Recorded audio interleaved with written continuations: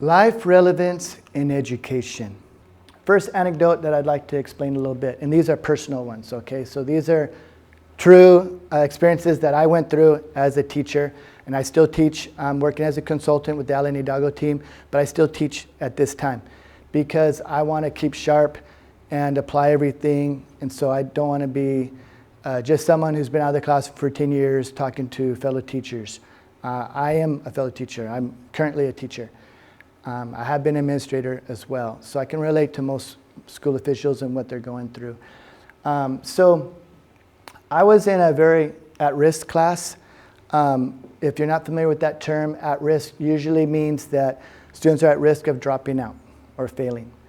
Sometimes people don't like to use that word, which I could understand. Maybe it seems negative, but anyway, that's been a term that's used often. And it was one of those backhanded compliments. The assistant principal at a particular high school said, "Hey, James, I have a special assignment for you." And I'm like, "Okay, yeah, exactly. What's that going to be all about?" You know, I was already suspicious when he's smiling. I didn't think it was going to be something incredibly wonderful, but probably something difficult. And sure enough, he said, "We're finding that we have only like one or sometimes two or three at the most students that are almost ruining the class for the teacher and the fellow students. It's not all of them. It's just like one or two. So we think if we could just get those one or two students, put them all in one English class, we would save all the others from constantly being interrupted, difficulty getting through the curriculum, bringing the environment down with negativity and just making the teacher stressed out." And he says, and kicking the student out. So I was a little bit leery about that. Okay, it sounds like a good challenge. Why not? So we started, and sure enough, it was a disaster. And again, I was a veteran teacher. I'm trying to teach them the normal curriculum, Romeo and Juliet. These were basically sophomores, juniors, seniors that could not pass freshman English. And it was general, of course. And then like I Wandered Lonely as a Cloud by William Wordsworth. So you could probably already guess that they were not too much into it. It was like pulling teeth. It was difficult. I still remember, even though this was, about probably about 10 years ago. I still remember though, I would like literally after the period, just like go like this and keep my door locked for a while before I'd let the other class in, just rest. And before that period, it was like, I think second or third period, I'd be like already a little bit tense, like, oh, okay, now this group. They'd come in super loud, a lot of times the cursing, and I can't just go, okay, you said a bad word, you go to the office, you two. I'd kick all of them out. And sometimes I'd talk to them and they'd say, "Hey, Donahue, kick me out." They wanted to leave. Again, half of them or more were gang affiliated.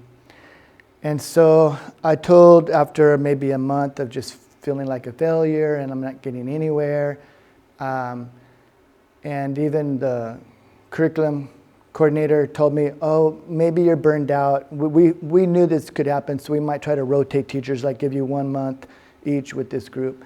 And I said, "You know what? I've just started working with the team, and they're developing this curriculum called Between Two Worlds." And at that time, the team had just created the first series. We're on 3rd edition now, and we've really perfected it and want to promote the series to other schools because we've been piloting it long enough to know it's very, very effective. But this is when we're just barely starting. In fact, when I talked to the team, they're like, "Well, yeah, you could pilot it. We're still working and editing a lot." But I said, "No, I need something." So I talked to the vice principal again, and he said, "Well, it doesn't seem like anything's working. And is this aligned to Common Core?" And I'm like, "Yes." And if you look at the English standards, they haven't really changed that much. This has everything you're going to need: vocabulary development, reading comprehension, reading analysis, essay composition. The workbooks have everything. The novels are really strong. May I try it at least? And he goes, "Yeah, sure." And so I was kind of at the point where I wasn't doing anything according to what a good, effective teacher should do. So I want to be really honest, because I still remember very much that I literally got the first edition books, and I just walked around carrying them, and I walked through these little rows, and I just said, here, and I like slammed them. I literally just clam, plam, plam, and they're like, hey, what? And what's this? And what do I have to do? And complaining already. And I just said, shut up, just read it, okay? Just read it. Because again, full disclosure, I was so frustrated that I wasn't being super teacher. I just wanted to survive. They were wearing me down. I was getting really frustrated. They would just give me trouble every day, disrespect, answer back. So, complain. I go, just read the first novel. And it was called The Decision. It's about a first generation, young Mexican American boy, and it goes through his life, Manuel de la Rosa, and talks about as he grows older, he has to make all these decisions. And he confronts like his older brother wanting to drop out of school, his mom and dad not really being too involved in his education, not caring about school. Some of his peers get into school, some don't care at all.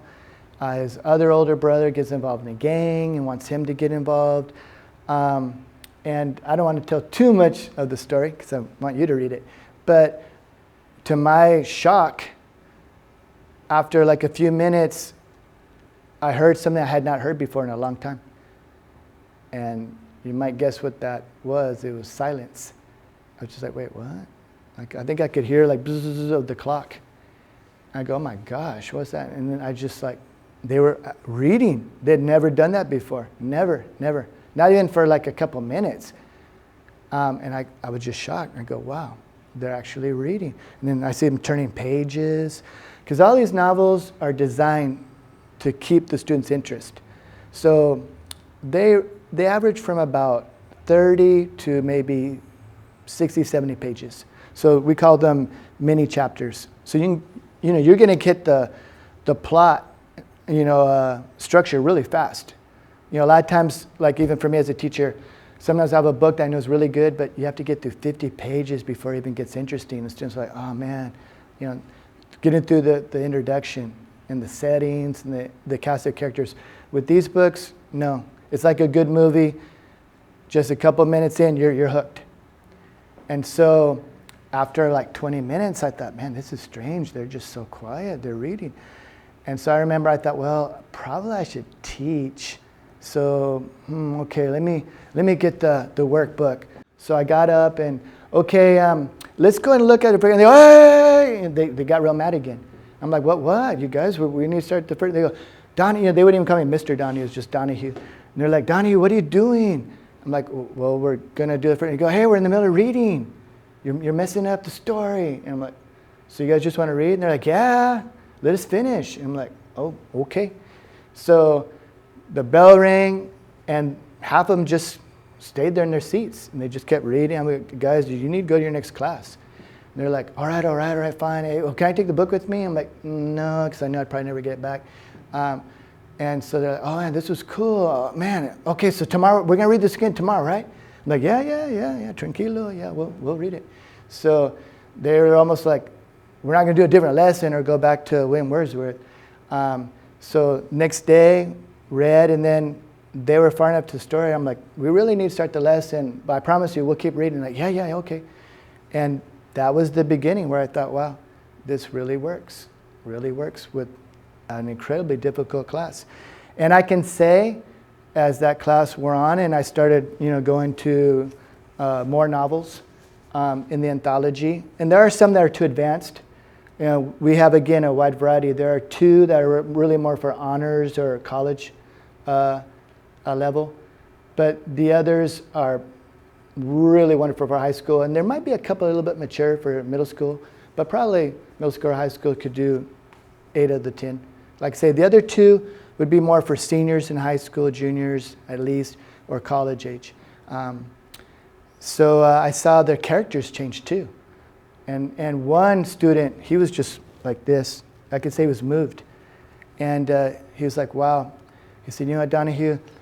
He said, this just reminds me so much of me and my own life. And he goes, so many young Hispanics, we just get caught up in, gangs or sometimes just want to work in the fields, whatever. You know, at the school where I was at anyway, you know, it was more of a agricultural area. He said, man, I need to go to college. You know, I don't want to end up like this.